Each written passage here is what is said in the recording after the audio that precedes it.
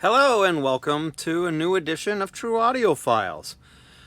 Today I'm going to talk about a subject that I think can be controversial for some people, but I really would love to hear your take on it after I finish here, so please make sure you make some comments below and let's have some discussions about it. So, what I'm curious about from you today, and I'll obviously offer my opinion on it, is can musicians perform successfully in multiple genres of music?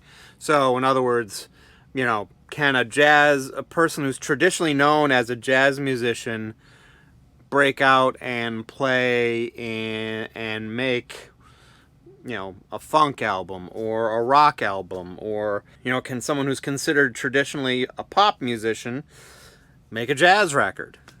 Things on that nature.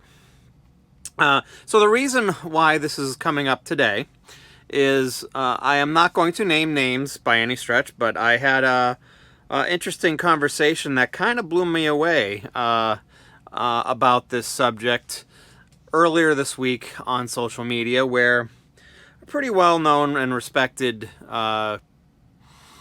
columnist, reviewer, audiophile reviewer, etc., and I had a discussion regarding whether an album made by an artist that was traditionally known to be a country artist could make a jazz album and vice versa.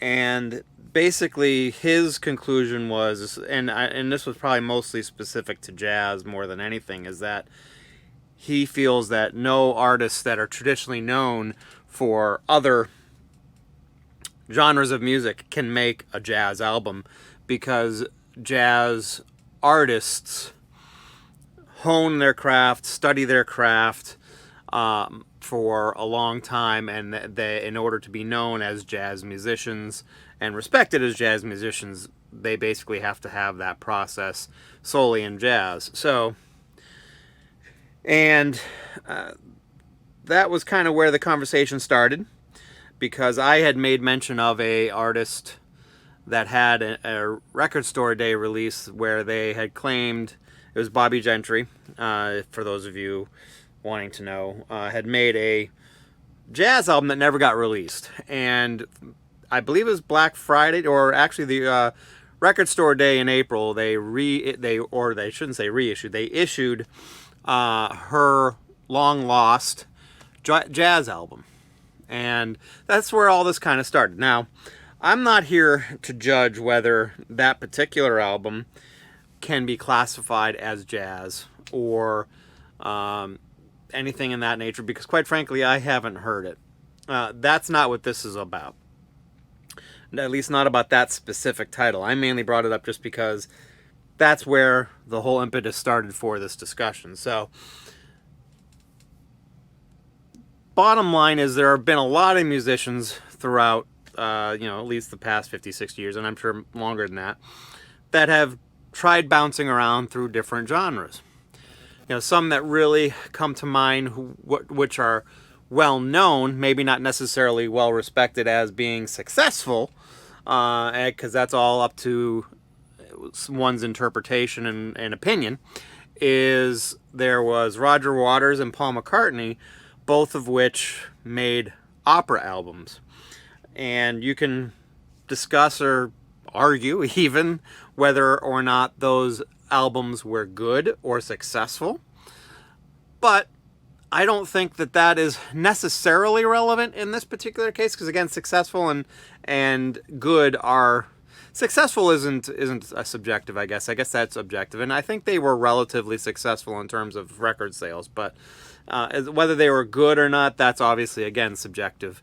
And I would say that a lot of the fans of both, let's say, the artist and the, let's say, opera genre in this particular case, can definitely feel a little jaded or a little apprehensive about those recordings and whether or not they were good, because obviously they're not used to those releases as the musician's fan, or as an opera fan, maybe it wasn't something that is what would be classified as kind of typical opera, maybe, or what they would traditionally feel is good opera. But again, in my opinion, that's all subjective. But there are other artists, you know, like Miles Davis as an example, kind of made a hip hop slash rap album in doo-bop. It was kind of his last album he was working on before he died. He also created several albums in the early 70s that fused a couple of different genres together, hence fusion came about, where they kind of fused funk and R&B with jazz. And those, I guess, are still kind of considered jazz records, but I think in some cases, especially albums like On the Corner, can also almost be classified as sort of funk albums too. So they'd certainly used R&B and funk musicians to record these albums. One that comes to mind, and hopefully I'm pronouncing it properly, is Mtoom, or Mtoomey. I believe it's Mtoom, but someone who recently, unfortunately, just passed away. But, you know, he started out sort of kind of in jazz, although he was kind of R&B to begin also. And he made a lot of jazz records, but then he crossed over and started making a lot of R&B and pop type music later on, and especially started producing that kind of music as well. And there were also a couple of other artists on a few of Miles Davis's records back in the early 70s that went on to do pop music. And, you know, then you've got someone like Herbie Hancock, who for decades was considered jazz, obviously. But then, you know, he had that song Rocket, which was a popular song and kind of sounded more dance orientated. I mean, it's one of those things that, you know, you can kind of argue the subjectivity of how successful they were at doing it, but when I say success in this particular case, if they truly made a pop album, like for example the Herbie Hancock album that had Rocket on it, or, you know, Miles Davis's album that had doo-bop, that was called Doo-bop, which again was rap. Things on that nature. Prince, for example, was another one who made two records that were kind of classified as jazz, and one was called News, and the other one was called Expectation. There was also the Rainbow Children, which a lot of people kind of classified as jazz, but I think was still not. But that's another story. So there's a lot of examples out there of people who have crossed genres, and I personally think it can be done. I think it's been done successfully in the sense that it's definitely, the music definitely is hardcore into that genre. Like Paul McCartney and Roger Waters' opera albums are truly opera. They're not rock or pop music in any way, shape, or form. The Prince albums that I had mentioned again were definitely solely in that genre of jazz, in my personal opinion. Yes, maybe they had a little bit of a funk or R&B influence in them, similar to how Miles Davis in the early 70s had jazz albums that were heavily influenced by R&B and funk. So the possibilities, I guess, are endless in terms of examples we can give, and I could probably spend a half hour talking about the subject. But I want to hear your take. That's everything I've got. Please make some comments below. Are there examples of albums that you know of from artists who are traditionally known for one genre of music that went to a completely different genre? And I'm not talking about like going from rock to pop or heavy metal to rock or, you know, things like that. I'm talking about truly a big switch. Well, what some people would consider a big switch anyway.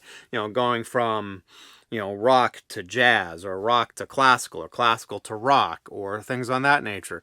I'd love to hear what you have to say, because I'm sure I'm missing some, maybe even some that are in my collection that I couldn't think of at the moment. But that's everything I've got for today. I think it can be done. Want to hear your take. So please hit that like button if you like the video. Please subscribe to the channel if you want to see more of my videos. Hit that alert bell when you want to know when my new videos come out. Also join my social media pages. I promise to start doing more and more. I say that every single week, but I promise I will start doing a little bit more. I got to put a little more focus and emphasis on those. So that is everything I've got. Thank you very much. You have yourself a wonderful week and a wonderful day.